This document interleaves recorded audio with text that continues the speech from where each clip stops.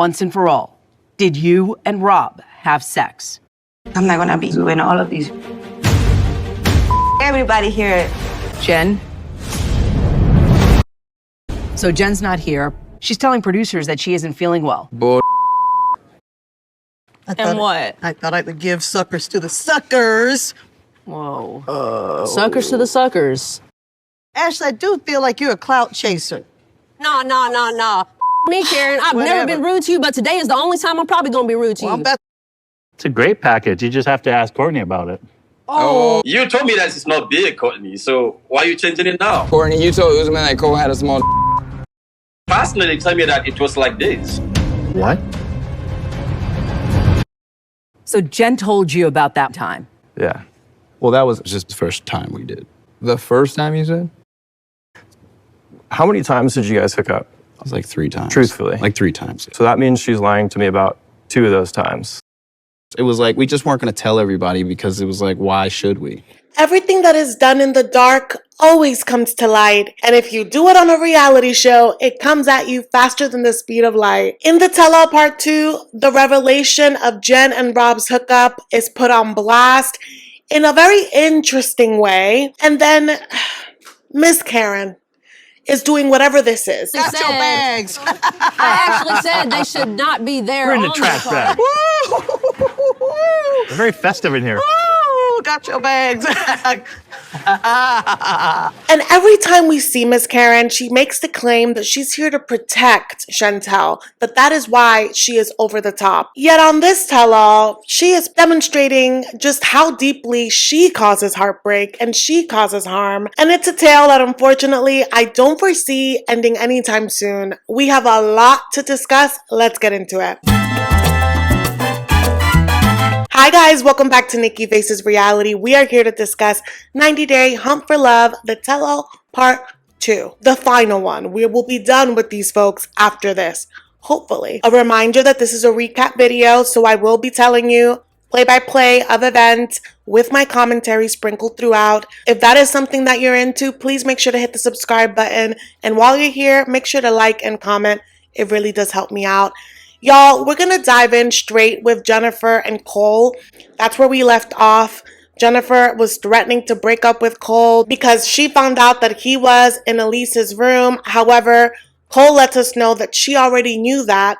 So overall, this is just a deflection to get everyone distracted from the fact that she's dabbled a few times in Rob's room. But I think that we can all agree that if the tables were turned, he would be furious to know that she was going to a guy's room on her own. It's not like he met up with Elise at a restaurant. He didn't meet up with her with other cast members. One-on-one in a hotel room is a little bit intimate, especially, which Jennifer makes a point, you know that she does not like Elise. You know that she doesn't trust Elise. Why would you put yourself in a situation like that? And the answer is, personally, I think Cole is here to humiliate Jennifer. I think that he looked like a wuss. He was actively a wuss throughout the entire resort. He watched it back, probably got some feedback from his hometown friends, and was like, you know what? I gotta puff up my chest on screen. And that is literally what we're seeing the entire time. Because when Jen is going at it, he basically tells her to shut up. And he says that he doesn't feel like he can defend her. I can't defend her when she acts like this. This is your partner. She should be worthy of your defense, right? And Colt, for some reason, inserts himself and is like, that's your lady. You should be defending her. Everyone here is calling her names.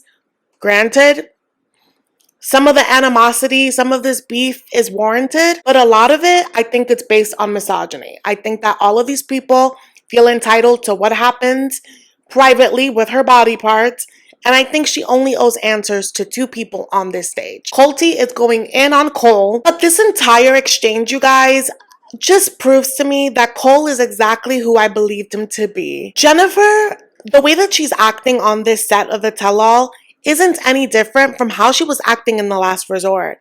And he felt, when he knew her 2 days, that she was worthy of support, that she was worthy of defense.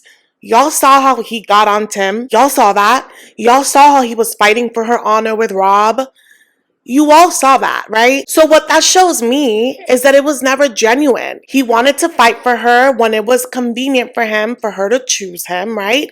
But now that he has her, now that this is his queen, now that this is the partner that he's supposed to respect, now he's treating her like shit. That is so predictable. All of a sudden, now she's not worthy. Again, it's not that I don't think Jennifer should be held accountable. She absolutely should be held accountable for the deceit.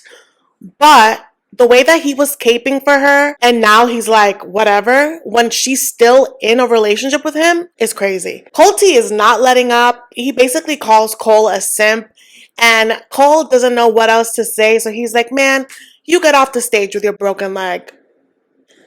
Sassy. But then Suki asks Jennifer, what about the future? How are you feeling? And she's like, while I love him, I don't like the way that he's acting now. The way that he's saying that I'm not worthy of being defended. And the way that he's like, she's not giving me a reason is pitiful. Like, no one should have to earn your shit. Again, everything she's doing now, she did then. You got what you wanted. You got Jennifer. Jennifer is a package that comes like this. If that is not your cup of tea, you shouldn't have been looking so pitiful, asserting dominance over everyone and fighting everyone for her. And now you have her and you're not fighting? Whatever. So Jennifer is in her feelings right now because, again, this is her man, right? And she's like, it's obvious that he doesn't deserve me. Tiffany, out of left field, nothing to do with her, starts mocking Jennifer, being like, oh, poor baby. Oh, no one deserves you. You haven't given me a reason, Jen. There's a difference. You absolutely deserve to have my support. But not if you're going to sit there. Yeah, I haven't given you a reason after all these 7 months that we have spent together. He doesn't deserve me. Aww. Poor baby. And again, was Jennifer trifling to these guys? But they were active participants in the mess that it was. They weren't being coerced into dealing with her. You know what I mean? And this is her man, and she's allowed to feel a way about her man doing that. Tiffany had a whole bitch fit because Carlo, who was not her man, started dating someone else in a resort where you're meant to date. So her reaction, I was like, someone put a muzzle on this chick because she literally, physically cannot mind her business. And so when they go on break, she continues being a little voice in Cole's ears, which honestly is useless because this guy knows everything about Jennifer and still is like, that's who I chose. You guys don't know who she is when we're not in front of you. So it's like, why? Why be in his ear at all? But Tiffany's just like, Cole, grab your balls back. But anyway, we're going to put a pause on the whole Jennifer, Rob, Cole situation because we're going to Chantel's segment. Chantel has been very quiet throughout the entire tell-all. Maybe she has said a word or two, but otherwise she's just been seated, regal, looking gorgeous, but also looking in her head still. They play back the fun times that she had at the resort, the different dates, kissing Joe, having a massage with Rocky. But ultimately, as we know, she couldn't get Ashley out of her mind. And so she tells us that they are fully dating present day. But Ashley comes in, and when she goes to kiss Chantel, she gives her a bunch of neck kisses. And I'm like, get a room. Get a room. I'll say a few things about Ashley. That was a very bright blazer. Would have not been my choice, but she is working it. She looks a lot cuter than some of the pictures that I have seen circulating. So maybe she's not photogenic. When they ask Ashley for her perspective, she says that she knew that Chantel was going to go on this show and she just felt like she had to just take a leap for it. The way that she made it sounded a little aggressive. I don't know why, but I just started pouring out my feelings to her. And after that, I leaned in to kiss her, and she kind of pulled away the first time. But then I just was like, you know what, I leaned right back in, grabbed her, and started kissing her. And it was just a very, very satisfying and amazing kiss. But obviously it worked out for them. I think that she must have felt a vibe from Chantel. Chantel eventually gave in. But the way that she described it, like, she pulled away at first, and then I just went for it. I was like, okay, Ashley. But she was basically like, if she goes to the show and finds herself a man, this is going to be my last opportunity to tell her how I feel. You know, she planted the seed and Chantel was at this resort stunted, couldn't show an emotion. She was just like, oh my God, what does this mean for my life? And she did say that she feels a lot more settled with her sexuality, and they're really serious. They're living together now. So yeah, it's a big deal. And as they're talking, unprovoked, Suki's like, oh my God, Jennifer's so jealous. Which is not true, because the whole time Jennifer had been cheering them on. But Jennifer's like, no, I'm not jealous. I'm so happy for them. And I knew that when we kissed, that wasn't her first kiss with a woman. And so then they play back the scene. And this must have been like the extended clip, because Chantel and Jennifer were making out on and on. They were humping each other. They were licking each other's neck. It was for mature audiences. And Ashley is like, oh, hell nah. I don't like that. Why are you kissing up on my girl like that? And Chantel was like, we were not together. And even before they played the clip, Chantel was like, please cover your eyes. And then someone asks, like, have you guys kissed like that?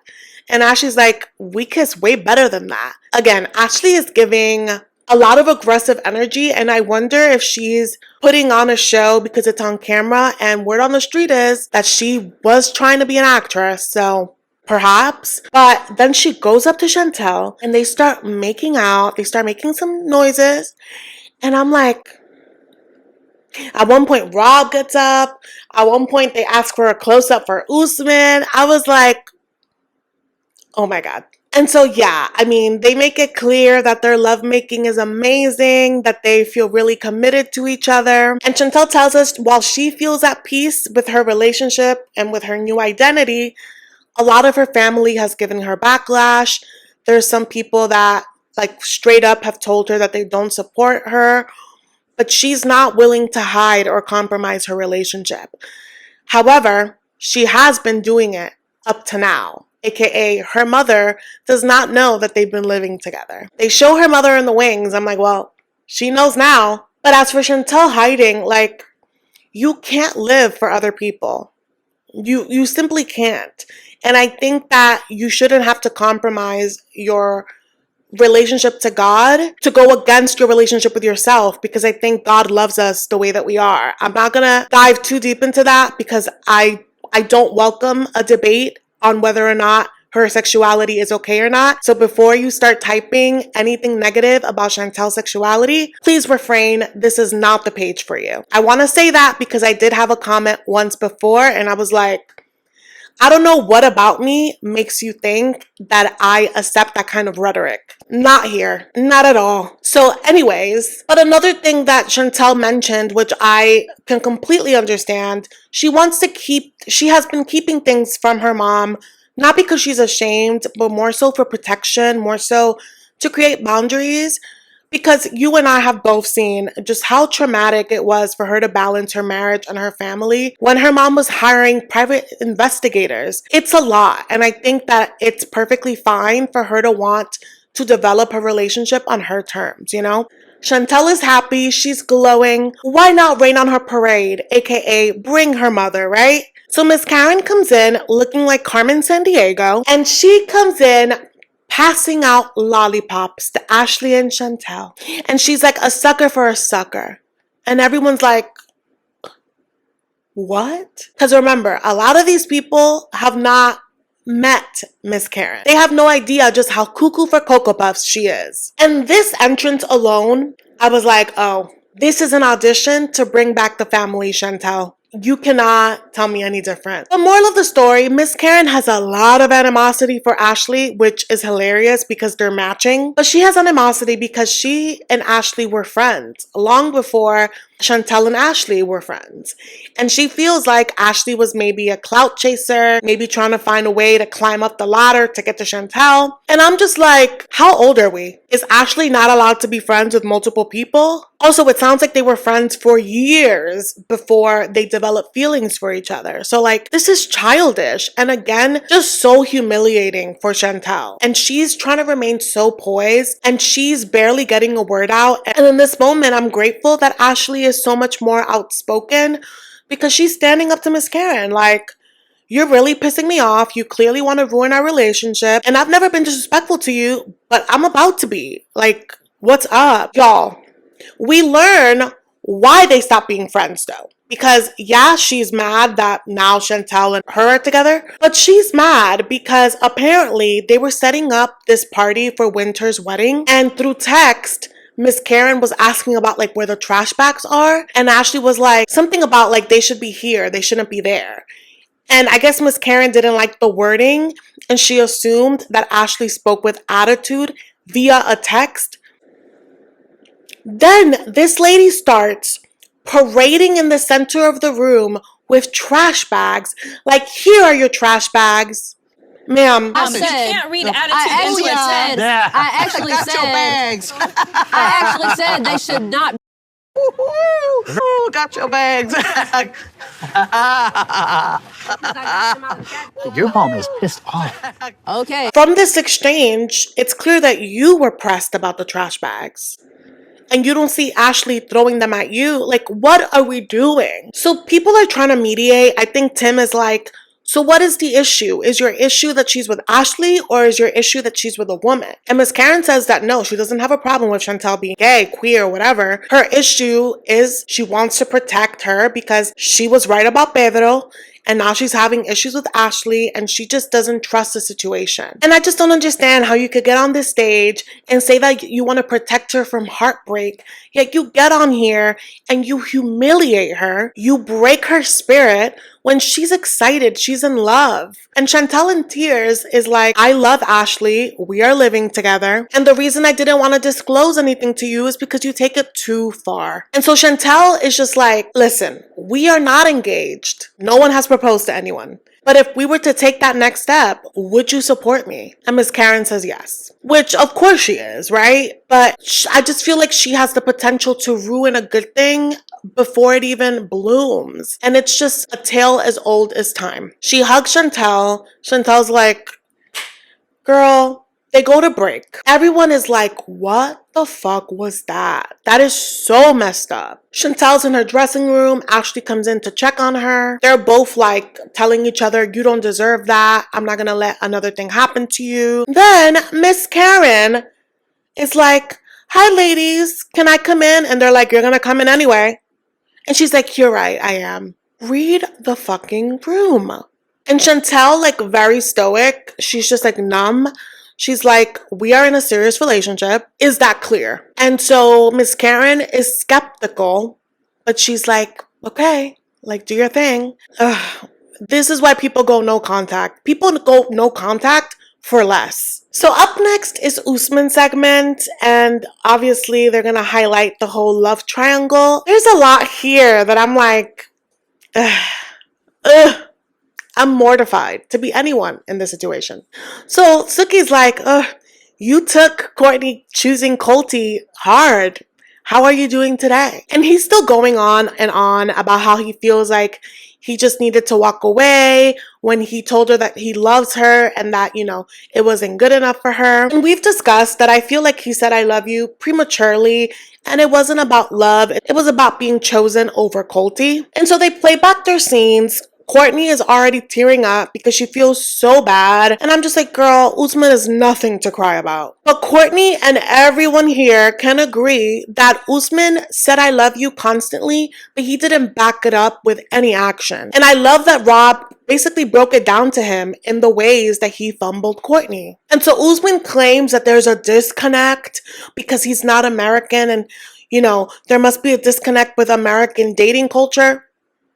Sir, you literally seek out Americans. You're telling me that now, like over 5 years in, you're oblivious to how things go? Get out of my face. But in this moment, where it could have been a moment of reflection, a moment to be like, I felt this, and that for you, Courtney, he turns it to cold and is like, I mean, they're not gonna last anyway, so whatever. Again, proving that he never loved her, that it was always a competition, because he is big mad because he considers Colty less than him. And then Tim is like, man, I don't know, because Colt is the vagina whisperer.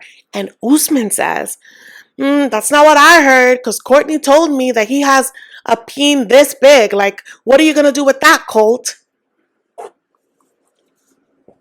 Here's the thing. 1, Usman is obsessed with Colty's dick size. 2, if Courtney said that about Colt to Usman, With what dignity can she stand there and then choose Colt? Because if you pick me and I find out that you are talking about my body parts to people like this, point of no return. 3, she says that she didn't tell him that, but that she did tell, I think, Chantel.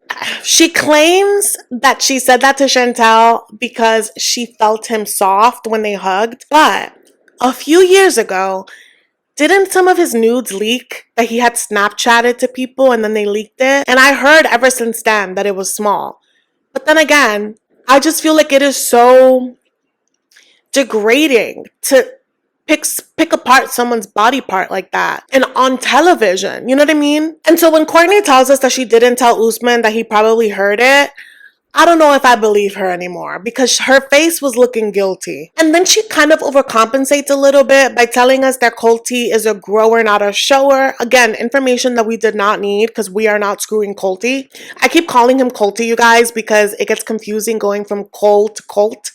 So Colty, the Larissa way, it's just easier for me. Anyway, and then there's a weird moment that Suki asks the guys if they have measured their... It doesn't matter, okay? Now, what I want to discuss, they bring up Kimberly on screen. And one thing about Kimberly, I enjoy her on screen, but there are some truths. She is a pick-me, and she will ride for Usman until the wheels fall off, even though that man humiliated her and made her look like the thirstiest of fans. She will ride for that man. So I was not surprised that she was on the screen. They ask her for her thoughts on the love triangle. She says that she feels like Courtney misled Usman, and I'm like, of course you say that. Of course. But one thing about Kimberly, even though they haven't dated for years, she always likes to insert the fact that they dated and that she's the cool ex. So she's like, you know, one thing that you did with me, and like I definitely saw it at play, is that you like to act like you're the prize. You like to play a lot of games. And Usman plays a lot of games, and Usman does not say things directly. You did the same thing to me. You've got to learn to be more clear with your words and your intentions. Hard to get game you play with these women. Like, it's not cool anymore. And you just have to be clear about your intentions. And while I agree with the point that we need to bring up that you dated, okay, Kimberly. And so when Kimberly says that, Colty feels empowered, I don't know from what, to be like, yeah, you're a sugar baby. You do this, you do that. And Rob is like, but aren't you the one that's living rent-free in Courtney's house? And Courtney's face when he said that? Yeah, here's the thing. It's one thing if we're together and then you run into a bad time and then I have to support you. But from the start of the relationship, you're down and out. I feel like it's hard to not lose respect for someone. Granted, he cannot do anything, his leg. Like, he works in tech. If he wanted to get a tech job, a remote job, he could have. Especially because he wants to be a bit of a nomad. There's a whole nomad culture of people working remotely. I really just think that he doesn't want to work. Which confuses me that he picks out all of these baddies from like South America and you think that you don't need money? Okay. So Usman's like, yeah, you're the sugar baby. I mean, literally, you have nothing going for yourself. But then Usman is like, yeah, he has nothing to offer her. I can offer her anything. Honestly, Courtney, I love you. And I still think that you have feelings for me. And people are like, wait, how are you so sure? Are you guys talking? And he says yes. But then Courtney's like, we just share memes on Instagram. The truth is somewhere in the middle. Because he likes to overhype and she likes to downplay her own shit. So, and he's doing the shoulda, woulda, coulda. He's like, yeah, you know, if we would have been together, I would have given her a ring by now. And you know what? This year, I'm going to get married. And everyone's like, what do you mean you're going to get married? You don't even have a prospect. He's like, oh, no, I didn't say that I'm going to get married. I said that I want to get married. So there's that. Now we move on to Rob, and his segment. It's crazy because Rob is not my favorite person on this show, but I feel like this show was fitting for him because he wasn't being deceiving as a partner. I think that he played the show for what it was. And he seemed calmer. He didn't seem chaotic, even though chaos was like a magnet to him. It's hard to explain. If you've seen him with Sophie, He's come a long way. But Suki's like, oh my God, Rob has had it rough. He got left at the altar at the last resort by Sophie, and now here in Hunt for Love, Jennifer chose Cole over him. They ask him how life is.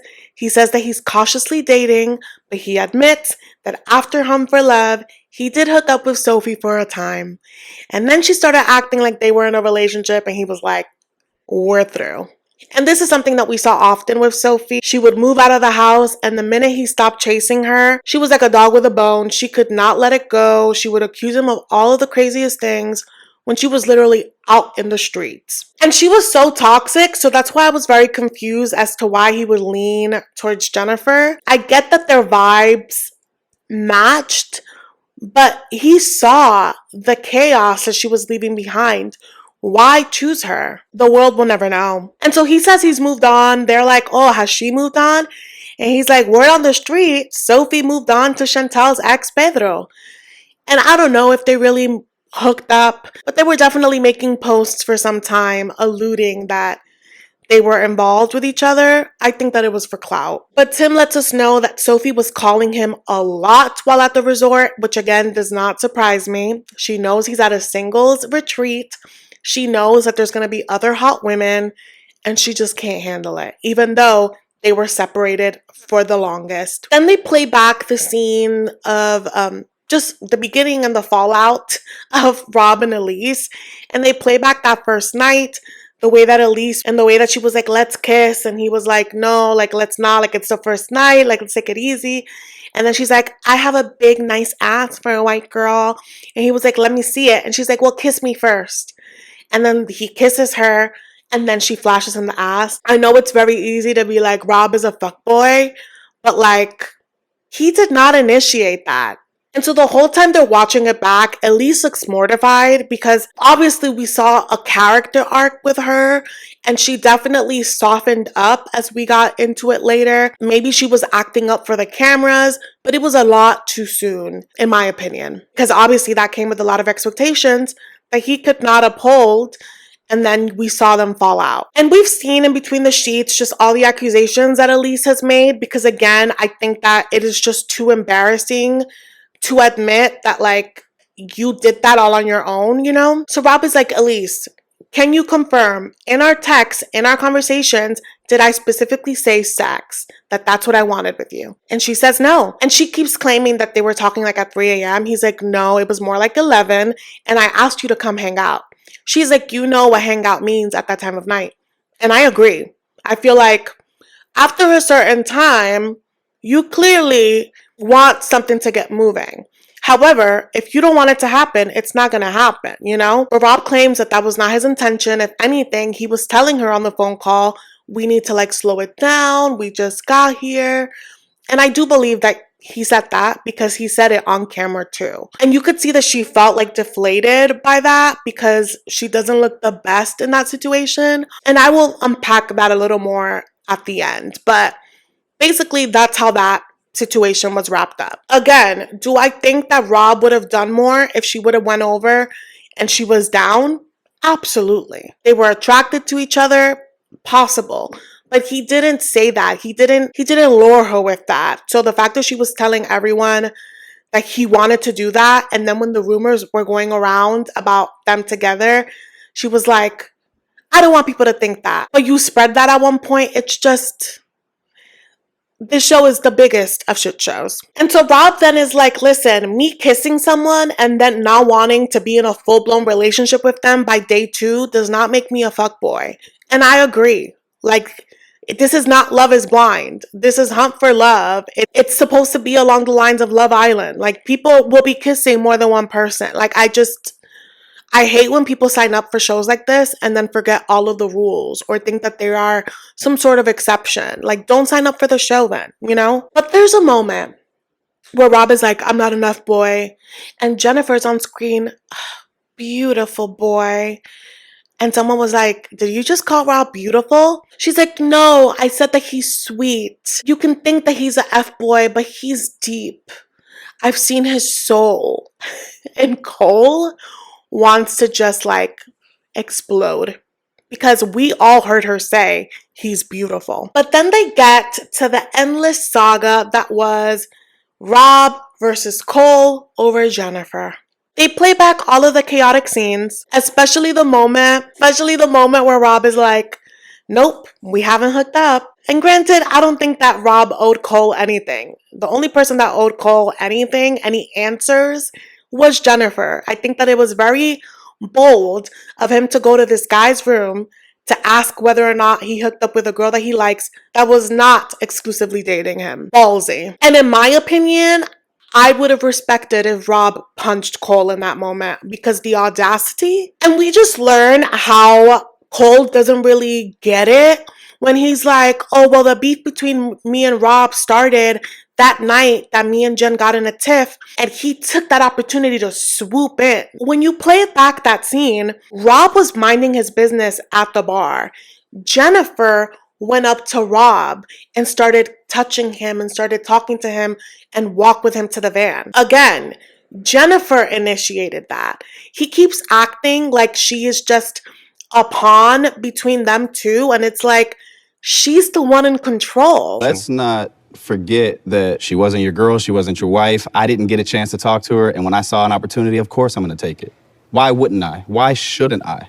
Like, just say you're jealous of Rob and leave. You had to chase Jen and Rob didn't, and that eats at you. And on this show, I haven't agreed with Tiffany a lot, but I agree with this statement. She's like, you are avoiding being mad at the person that you're supposed to be mad at. But now's not the time to do that. You're avoiding being actually mad at the actual person who's supposed to take your feelings into consideration. And that's a whole nother thing. Because Jennifer is the one that owes you loyalty. She's supposed to be the one that cares about your feelings.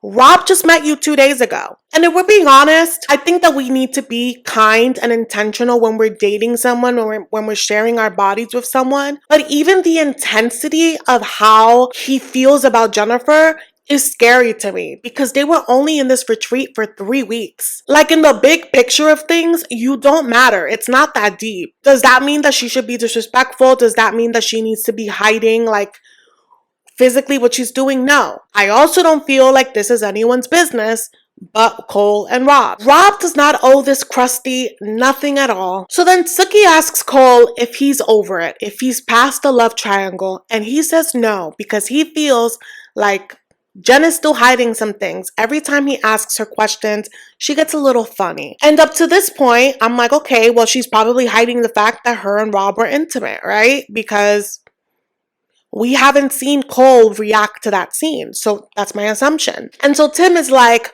well, Cole, did she ever tell you what happened between her and Rob? And Jennifer's like, what was the question? Oh, because who cares? Mind your business. I mean, you slept with Tiffany every night. Girl, this is not Tiffany or Tim's segment. You could have brought that up in their segment, babes. You deflecting isn't making things good for you. And everyone calls it out. Sookie is like, Jen, for once and for all, did you and Rob have sex? Jennifer is like, I don't have time for this. Takes off her mic, takes off everything, and leaves. We just see her empty chair, and everyone's like, yep, of course she did that. So they go on break. Tiffany again is in Cole's ear. At this point, I'm like, you're jealous of Jennifer. Jennifer triggers something inside of you, and I stand by that. She handles situation and treats people, to me, it's shameful. And I'm not a perfect person, so I'm not one to like judge just anyone, but I think I have a free pass with her.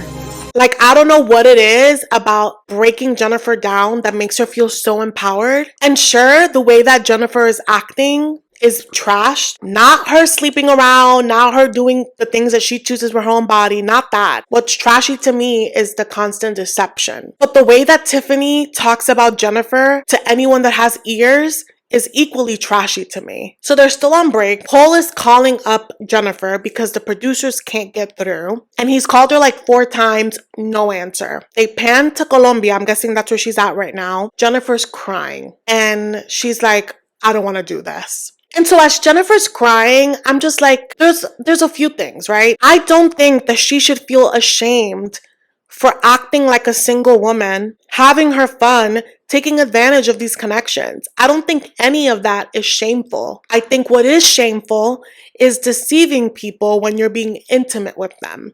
And I think that you deserve to be held accountable and they deserve to hear the honesty from you. I think that it is something really harmful to have to see the truth on camera. So when everyone's back on set, Suki lets us know that a producer has let her know that Jennifer does not feel well.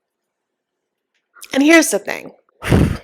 Jennifer, girl, you knew that you were videotaped. And if she didn't know, I think that that's a breach of some sort. But I'm assuming that they knew that they had cameras in their room. If you knew that you did certain things, why not get ahead of it? And also, I get that they shoot for long hours and it is hard to constantly hear people tell you negative things about yourself. But the only way to make sure that your perspective is heard, whether it's right or wrong, is to tough it out and speak up for yourself. And so now everyone else gets to fill in the gaps of this narrative without your voice. And so that's sucky. And I really do hate when people either don't show up for tell-alls or leave like that. Throughout the season, you look like you were enjoying being a villain, even though I don't think you were the villain. But I think that you enjoy being antagonistic. I'm sure that it sucks and I'm sure that, you have some guilt. But if you stood by your actions, then you gotta own it. Own the consequences. Don't let these people keep talking for you. But she's not coming back. But when Suki says that Jennifer's not gonna come back on set, Cole, Jennifer's current boyfriend, pitiful guy that begged to be with her, says, you know what? I'm happy that she's not going to be here. He says he doesn't want to fight with her, and honestly, they've had conversations about it. Oh yeah? Humble pie is coming your way because Suki says, roll the tape, and there they show the hot and steamy lovemaking between Rob and Jennifer. And Rob says, yeah, that was the night of the pool. And so now, of course, the slut-shaming brigade is happy as can be, right? I am not happy about them shaming Jennifer. I am happy, though, to see Cole feel like shit. You know why? Because the microaggressions coming out of this guy, the patronizing tones. I love when people that talk so highly of themselves get a dose of humility. You're better than no one. I'm not better than anyone. You're not better than anyone. We need to keep ourselves as level-headed as possible, especially when you know that she had other connections, that this was always a possibility. So Cole is like, I didn't want to see that, but, she did admit to me that they were intimate that once. And Rob is like, well, that was the first time. And Cole is like, just be real with me. How many times did you guys hook up? And Rob is like, 3 times. And so Cole is pissed because he's like, so she lied to me about 2 of the times. I don't know. You guys can let me know what you think in the comments. When I mean by honesty by Jennifer, she should absolutely be like, I am intimate with Rob. I don't think he's entitled to know how many times she screwed Rob or what positions or where they did it. I think that that's extra stuff that, again, happened when they were not exclusively together. Why were you asking for that? She probably wanted to spare your feelings. And also, it was none of your business. So she was honest before he stepped into the show. So I feel that way, but then at the same time, even though I despise Cole, removing him from it, if it was my guy friend, and I knew that he was going to step into a tell-all, maybe I would want him to know that it was 3 times. Because I would hate for him to step into a room where someone else has something on him. So I had to check myself for a moment because I want to be objective, even though I dislike that man. If it was my friend, I would want them to be fully equipped with knowledge. But also, if I knew that my friend couldn't get past it, I'd be like, do not wife that woman. Don't do it. If you can't let shit go, don't do it. And Cole came in again wanting to punish Jen, and I feel like he is being filled up with ammunition to treat her like trash when all of this information, except for the how many times they banged, he already knew. You know what I mean? But now Elise throws herself in this and she's like upset that Rob allowed her to get slandered, and Rob is like, Hold up. I told everyone that you and I were not intimate. I did my part by saying that. I in no way have to disclose who I'm being intimate with to save you. I did what I had to do. And I completely agree. I've always said that whole situation, Elise should have went to the source, which is the people that were spreading that. Carlo admitted that he started spreading it. I believe that it was Carlos and Tiffany because they were in Tiffany's room hearing the splashing from Rob's room. This is not Rob's problem. And again, I want to reiterate, I feel like Jen was irresponsible once she started being intimate with these folks, not telling them what was going on.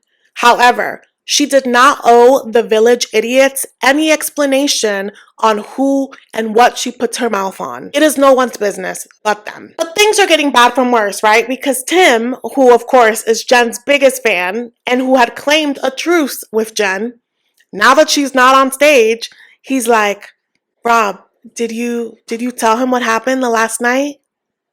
Obviously, he did not because Rob and Cole are not friends. But Rob then discloses that the night before the big decision night at the last resort, Jen was crying in Rob's room, being like, I don't know who to choose. I'm so conflicted. Cole feels away because he's like, well, she told me that she was going to choose me. She might have. But I feel like he keeps diminishing the connection that her and Rob had. And I feel like she was only ever truly honest to Rob because Rob knew that she was intimate with Cole. So I think there's something to that she feels like she needs to hide parts of herself, that she's ashamed. But for some reason, she views Cole as some sort of prize. And I am not a therapist. I can't unpack that with her, but he is not the one. She is not the one for him. And so Suki's hearing all of this and she's like, so Cole, are you still gonna do the K1 visa? He's like, hell no, we clearly can't. I can't get past this. I think that I just need to break up with her. And I wish that Jen was here to just close this out, to give her peace, or to at least give a proper apology, whatever she feels, is warranted. I hate when people run from their shit. You made this mess. You knew that you were making this mess as you were doing it. Pay the price, But that was it for the tell-all on set. The only thing that I want to mention just off stage, Elise starts crying to Courtney. And she says that she feels like Rob switched things up on her and she froze. And I don't think that was the case. I think that we're witnessing Elise feel ashamed. She's embarrassed at the actions that she made and that were displayed. And I just don't think that she is that person anymore. And so I don't know her, but from the outside looking in, seeing who she ended up being at the end of the show, and I ended up really liking her. I think that in those first 2 episodes, she really wanted to just be a breakout on the show. I think that maybe she was overwhelmed and was overcompensating for the camera and was doing too much too soon. And she really was leading on with this bad girl, I did this, I did that. She was leading with so much sexual charge, and I don't think that that is who she is overall. And so I think that she's ashamed that that's documented. And I think also Carlo's words are ringing in her ear. The fact that he said that she's not good enough to meet the parents. I totally get why she would cry. It is a very stressful situation, but I don't think that Rob is the bad guy that she desperately wants him to be, because it would. I think she thinks it would make it okay if he was the bad guy, but you just gotta own up to your mess sometimes. She's a beautiful girl, and honestly, she needs to do her thing and be on her own. However, for someone that has said that she has grown up so much, I think that she lives for the drama a little bit, because she's like, yeah, Tim is nice, maybe we'll go on a date, but really I want to be with someone that worships me, like Cole. And then we see her getting in the car to get back to the hotel with Cole. And Cole is now single, so who knows? I feel like we haven't seen the last of either of them, unfortunately. Unfortunately for Cole, I do enjoy Elise, but I foresee that now that the show is over, there's going to be a lot of fallout on social media. And I don't cover a lot of real-time mess, but you can follow my Instagram and I'll probably make posts about it. But that's it for the recap, you guys. I feel like I've been talking for a long time. My throat hurts. Please let me know your thoughts in the comments. Thank you guys so much for watching, and I will see you in the next one. Bye.